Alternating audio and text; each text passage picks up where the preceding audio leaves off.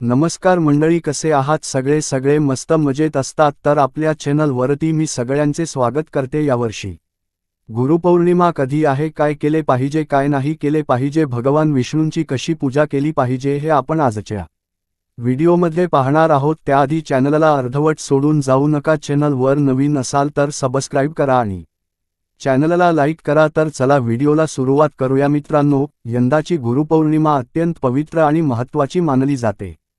पण तुम्हाला माहिती आहे का, या दिवशी अनेकजण गुरूंची पूजा करतात तरीही काही महत्त्वाच्या गोष्टींकडे दुर्लक्ष करतात।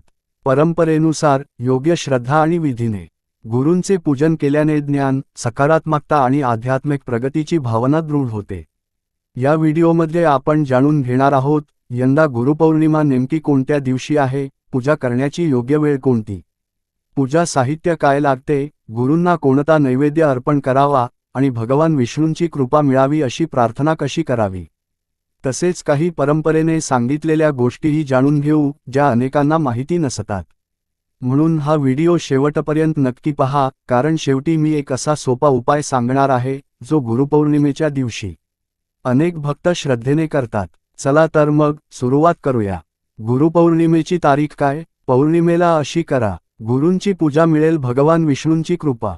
गुरुपौर्णिमा 2026 डेट आषाढ महिन्यातील पौर्णिमेला गुरुपौर्णिमा साजरी केली जाते। या दिवशी आपल्या गुरूंची म्हणजेच प्रथम गुरु आपली आई आणि वडील यांची पूजा केली जाते। त्यानंतर आपले देवता मग शिक्षक आणि आयुष्यात ज्या व्यक्तींना आपण गुरुस्थानी मानतो त्यांची पूजा करावी।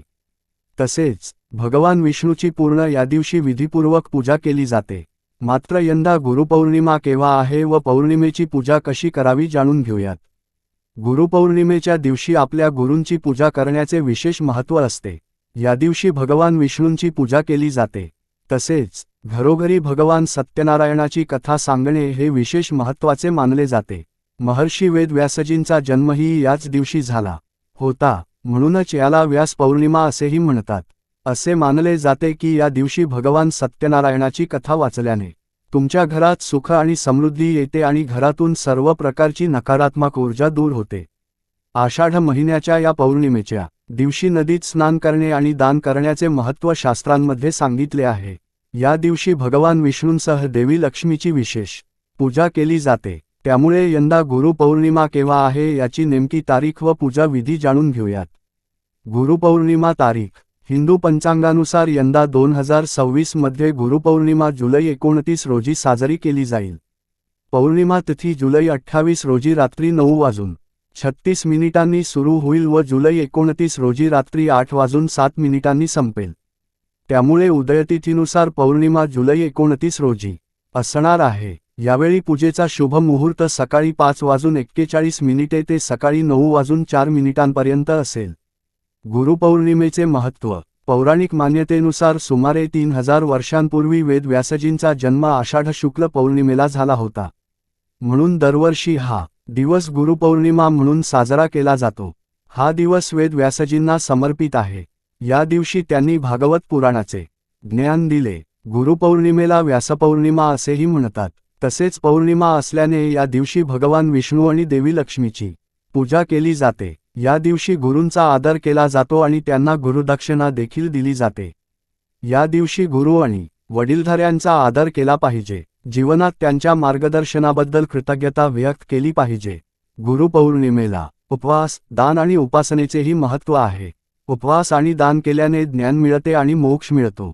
गुरुपौर्णिमा पूजा तुम्ही गुरुपौर्णिमेला भगवान सत्यनारायणाची कथा करण्यासाठी ब्राह्मणाला बोलावू शकत नसाल तर तुम्ही स्वतः भगवान विष्णूची पूजा करूनही शुभ फळे मिळवू शकता।